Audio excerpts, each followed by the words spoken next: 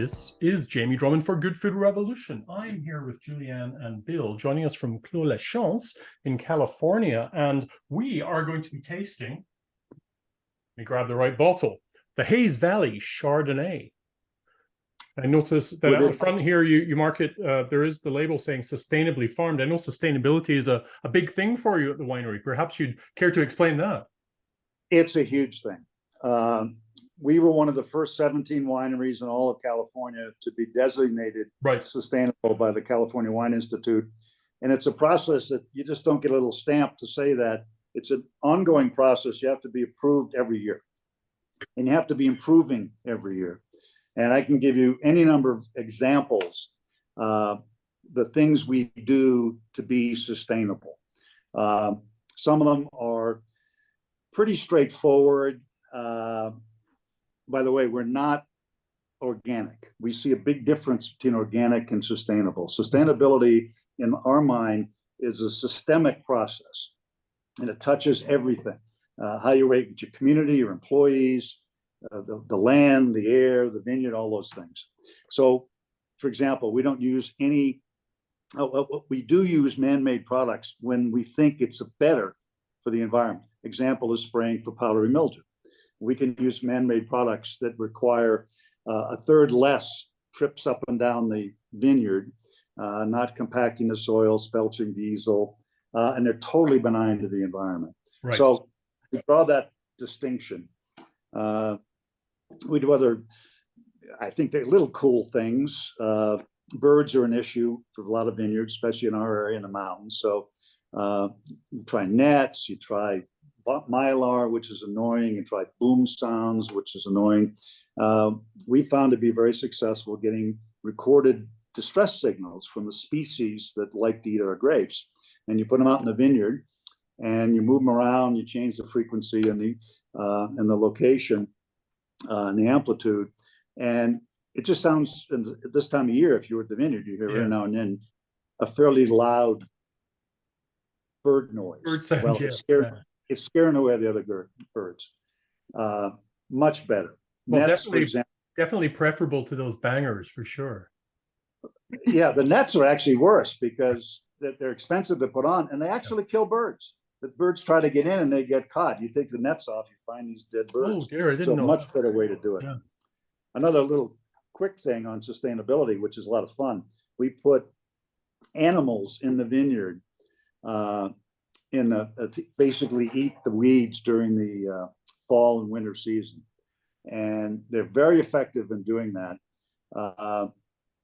And a very quick little story.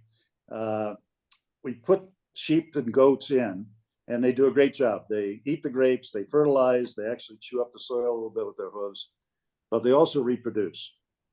So at the end of the season, you have more of them than you started. Yeah. The problem is we're also in the mountains. So there are coyotes, mountain lions that love to eat lambs and sheep. Yeah. So we solved that problem by adding someone to our family, and her name is Cecilia. And Cecilia is a donkey. Okay.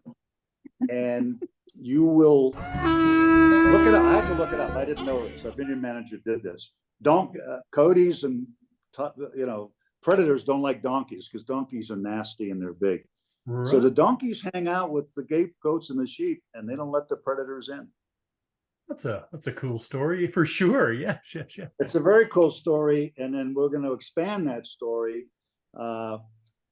This is looking ahead. We're developing a brand. It's called Cuvée du Cecilia. Oh, after the donkey. Yeah. And on the label, there'll be a QR code, and you can look at the QR code. And there's a video of the donkey in the vineyard. It's very cool. I'll look forward to that. That's a lot of fun. So you gotta have fun. You gotta have fun in this business. Oh yes, I do every day. Now, getting back to the Hayes Valley brand, tell us a little bit about the Hayes Valley brand and how it differs from Clos LaChance. Okay. First of all, Hayes Valley is the name of the valley that the winery is located in. You go back in history. There's a mountain there called Hayes Ridge or Lions Ridge, and then the valley is called Hayes Valley. And we have two product lines through distribution. Hayes Valley is a little bit more of the value wine. The Clos LaChance is a little bit more I would call upscale, a little bit more expensive. Yeah. On the Chardonnay, you'll see a little bit of difference in the style. Both of the grapes come from the Central Coast. I mentioned earlier that our vineyards are in a warmer weather site.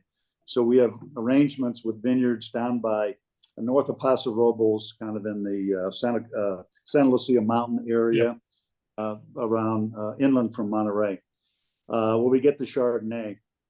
The Hayes Valley is a little lighter treatment on oak. Yeah.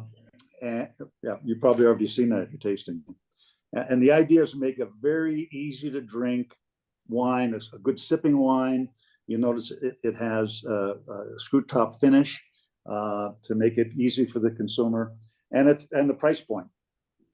The label kind of expresses where we are. If you look at, there's some relief.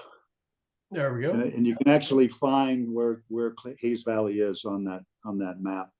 And our previous label used that clamp, which is an old style clamp to press grapes, and we kept that as a follow through. I was thinking that the font here is very kind of Charles Rennie Mackintosh up here. What's the story behind that? I'll take any credit you can give me. All right. Okay. Oh no, I definitely agree with you about that kind of lighter, less oaked style. How much oak does it actually see? It depends vintage to vintage. Right. We have on our barrel regime, we have a third new, a third 1 year old, a one vintage. If you want a silver oak, if you want a Rombauer, get 100% new French oak. Yeah. We don't do that, and it varies. And again, it's the style that we're trying to achieve. So it might spend a little less time on the oak, a little bit more time on the steel, because we're looking for that sweet. We think it's a sweet spot between no oak and just a little. No, I get that. It's just like a little spice of oak on there. It's a very, very light, it's a lighter, quite vibrant style of Chardonnay. Where would you see this at the dinner table, or not, as the case may be? Because it does drink very well by itself. I like it as a sipping wine in the summer, sitting on the porch with some oysters and things like that. People can drink wine with any kind of food they want, but certainly, chicken or like pasta. Yes, Julianne, what would you be pairing this with in a perfect world? Lobster. There you go. With butter, of course. Yeah. It's got so much vibrancy, this wine. It's really very approachable, and certainly not one to scare the horses. Quite lovely. Well, thank you very much. Thank you very much for introducing us to this wine. We will catch up with you again very soon. Okay, thank you.